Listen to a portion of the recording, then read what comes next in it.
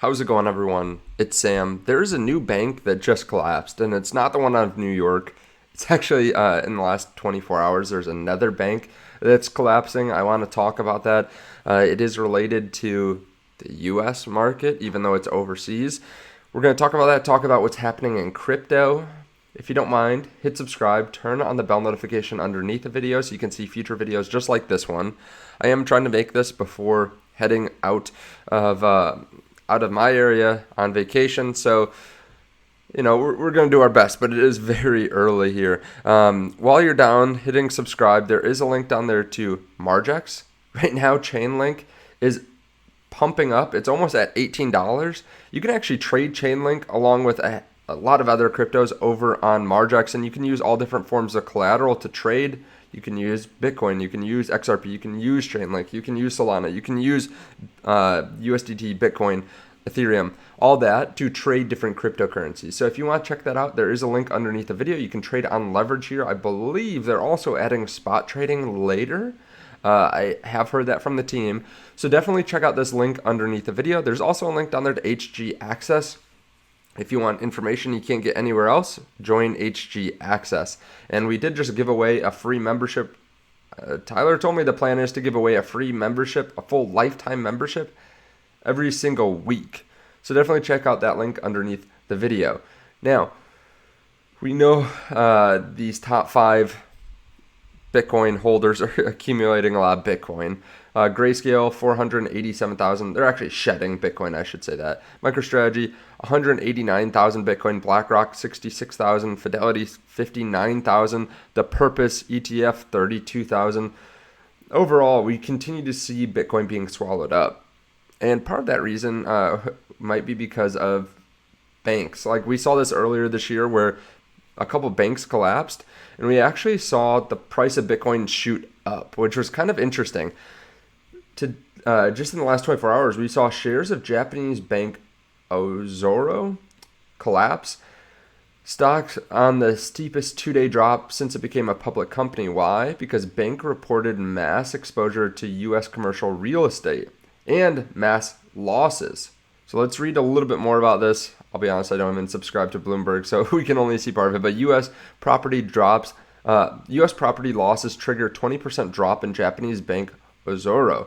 Ozoro follows NYCB in reporting property losses in the U.S. U.S. commercial property market has been hit hard by raising rates.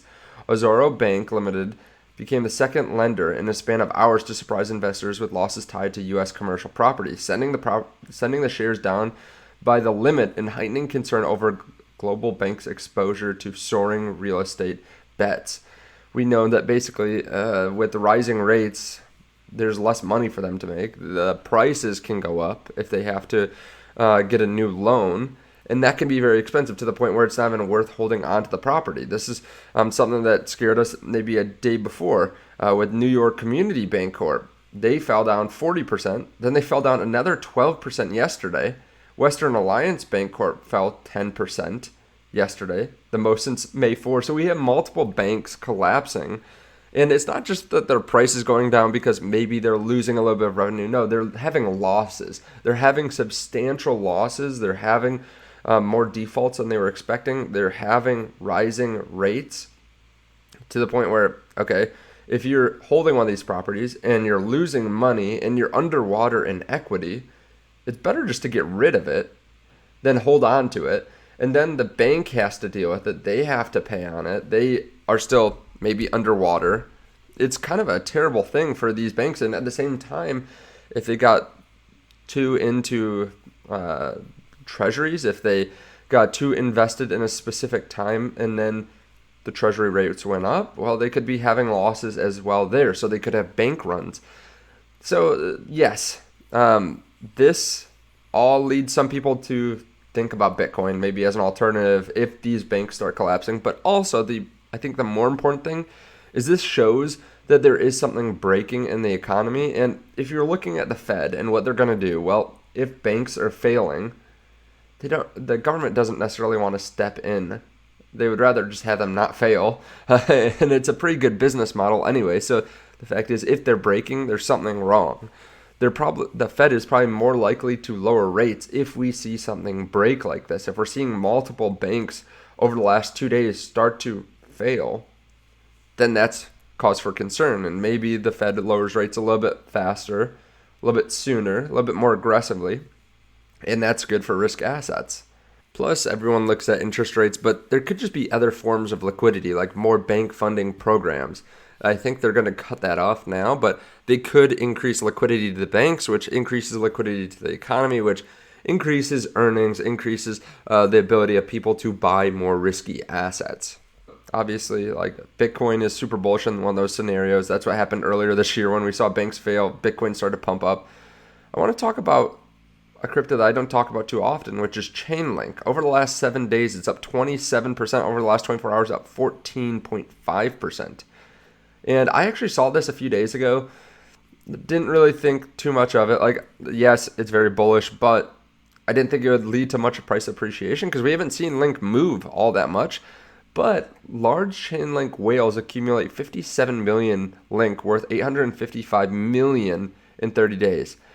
I didn't see the price of Link actually move up that much when this was happening, but I think people have circulated this enough now that they're getting bullish, retail is getting bullish, and they're buying. But Into the Block, a prominent on-chain data provider, spotlighted this impressive metric in a post on X today. The accumulation campaign prevailed despite the market turbulence that saw Chainlink lose some of the gains packed up in the late 2023 rally. Data from the Chainlink large holders net flow chart from Into the Block reveals an interesting pattern in correlation to Link's price action. Notably, the first 2 days of January saw a massive buying spree from these addresses as they added 4 million Link daily to their balances. At the time, Link maintained a $15 price level. As the bullish momentum from the previous year spilled into this year, however, January 3 came and market turbulence resulting in Chainlink going under $15, 14 and 13 psychological levels. It fell all the way down to 12, with large Link holders dumping over 2 million tokens as selling pressure mounted. However, Link actually recovered, and now it's up at $18. So I think this is what's circulating, getting people so excited. Like, there's liquidity moving all over the place. I saw a lot of people talking about like Solana rugs recently and how money's flowing out of Solana meme coins into other cryptocurrencies. And I've seen a couple Solana meme coins. I was in one that fell 90%, 95%. And while you know that can happen, well, that does definitely make you less likely to invest in the next one. So a lot of money is flowing back into the Ethereum ecosystem. Maybe some is flowing back up into some larger cryptocurrencies like Chainlink because it is actually moving. Maybe some people are buying it long or going on leverage with it. Now, I do want to talk about this just for a second. This is something that's further on the degen play. Connor Kenny wrote, "These guys are trying to do what SafeMoon never did. Can they do it, or is it just a pipe dream? I'll be watching closely. Currently at a $1.8 million market cap, launched 12 hours ago with 100K of liquidity. Full disclosure, I'm holding some currently and plan to take profits. Hopefully not a rug." And then he goes on to talk about it a little bit later, that it's actually at 3 million market cap, or just under 3 million, with 126K of liquidity. This is called Operation Phoenix. Full disclosure, I do hold some of this too. It's high on the risk spectrum, let me be clear. But this is coming from someone that was super interested in SafeMoon in general. And then they wanted to create like something that did all the things that SafeMoon never did. So I'm paying attention to this. I'm not telling you to go buy it. I might follow it. Let me follow it. But I was saying for you, you might want to follow it. It's called Operation Phoenix over on Twitter. Just interesting. It's at 3 million now. Could definitely go down to zero. But also, yeah, if they do what SafeMoon never did, there are a lot of people that still love SafeMoon. Like, I see people that make SafeMoon videos and still get thousands of views. And a lot of people are still pissed off about SafeMoon. So yeah, I'll be paying attention to it. Moving over, Meta blew away Q4 estimates. Guided 1Q revenue well above expectations, expanded its share buyback to $50 billion, and initiated a $2 a year dividend to expand its ownership base. Meta is clicking on all cylinders and still remains cheap at 29x 2024 EPS, which will rise. See details. So Meta absolutely exploded. Like, you think Chainlink's pumping. Meta is also pumping. They're up 5x, 6x from the bottom. Amazon also pumping. Amazon posts AI fueled cloud e-commerce growth. They actually had a lot of cash flow, a lot of revenue, a lot of earnings per share. You can see some of the stats on Meta. I think they had right around $15 in EPS this last year, and you can see it here. Like, okay, it is a record-beating quarter for earnings per share. It beats 2021.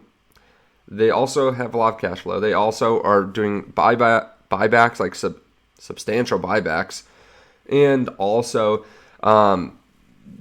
paying a dividend. I mean, the buyback is 1/20th of their market cap. They have so much cash flow. But Amazon is also an interesting one. Google was one that got hit hard. $143. It fell down like 6%, and they actually had good earnings.